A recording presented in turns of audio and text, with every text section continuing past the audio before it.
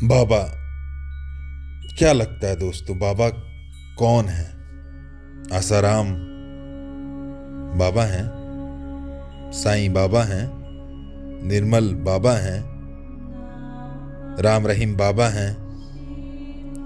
हम बद्रीनाथ जी को बाबा बोलते हैं, केदारनाथ जी को बाबा बोलते हैं। हम अपने कई इष्ट देवों को, अपने संतों को बाबा कहते हैं। आखिर क्यों?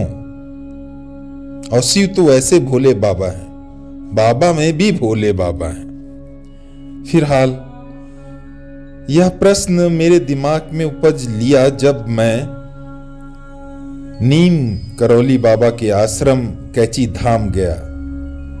तो वहां पे इसी तरह अनायास ही दिमाग में बाबा के चरित्र, मतलब नीम करौली बाबा के चरित्र और जहां तक जितना जानता हूं उनके व्यक्तित्व का मतलब पूरा मेरे अंतःकरण में एक चित्रण और मनन चलने लगा। तो उसी बीच ये प्रश्न ने जन्म लिया। तो मैंने बाबा के चरित्र को समझने की कोशिश किया।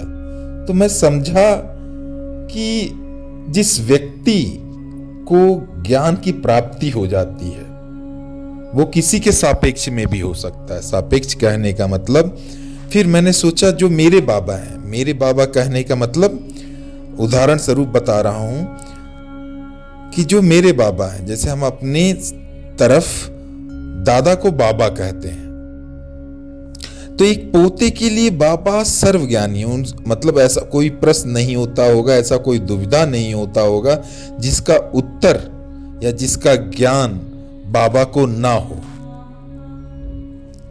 उन्हें पता है कि क्यों रो रहा है, क्यों हंस रहा है, इसको क्या चाहिए, इस प्रश्न का उत्तर सही दें या गलत, कैसे चुप कराना, सब कुछ।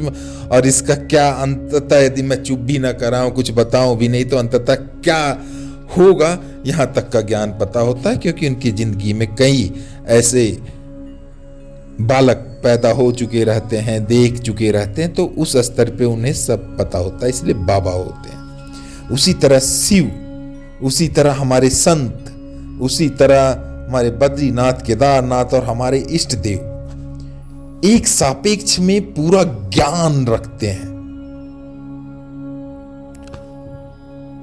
और शिव और बद्रीनाथ और केदारनाथ तो मतलब त्रिदेवों में आते हैं, तो मतलब वो तो सर्वज्ञ और सब कुछ जानने वाले हैं। तो सोचिए वो तो बाबा हो ही जाएंगे।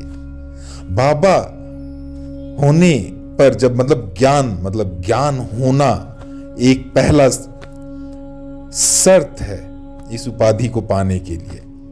और जैसे ही बाबा मतलब आपको ज्ञान की प्राप्ति होती है, विद्या ददाति विनयम, आप वैसे ही विनम्र हो जाते हैं। देखिए हर ज्ञानी, हर अपने दादा में देख लीजिएगा, अधिकतर जो ज्ञानी है जिनमें अभी भी वो मतलब ज्ञान अर्जित किया है, मतलब एक उम्र के बाद एक गजब का ठहराव आ जाता है, भाषा में, पूरे मतलब भाव भंगिमा में, शारीरिक भाषा में, और एक गजब की उनके मतलब पूरे मुख में एक शांति रहती है।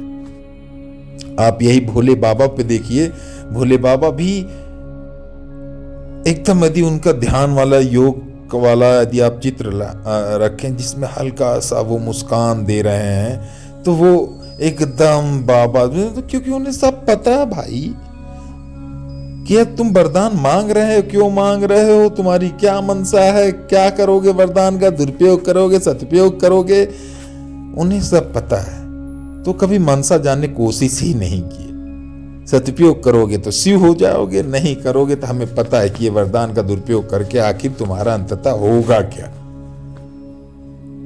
तो वो कभी इस चक्कर में आए ही नहीं कि ये असुर क्यों वरदान मांग रहा है, उसकी मनसा क्या है। तो वो अलग ही लेवल के भोले हो चले, इसीलिए वो भोले बाबा हैं। तो शायद इसीलिए बाबा को बाबा बोलते हैं, इसीलिए शिव को बाबा बोलते हैं, इसीलिए शिव को भोलेनाथ बोलते हैं। जय हो भोलेनाथ बाबा, जय भोले बाबा। इसी के साथ दोस्तों एक बहुत ही महत्वपूर्ण बिंदु यह भी आता है कि हम किसे बाबा बोलें। आसाराम, निर्मल, साईं, राम रहीम, जिसको पूरी दुनिया बाबा बाबा बाबा कहते हुए थक नहीं रही थी, उन्होंने इस बाबा शब्द को कितना मलिन किया, कितना गिराया, निम्न स्तर का बना दिया। आज किसी को बाबा कहें आप तो आदमी सोचता है वो पाखंडी होगा, आडंबर करने वाला इंसान बाबा के वर्ग में आने लगा। अरे बाबा हो तो नीम करौली जैसे हो, बाबा हो तो विवेकानंद जैसे हो, बाबा हो परमहंस जैसे हो।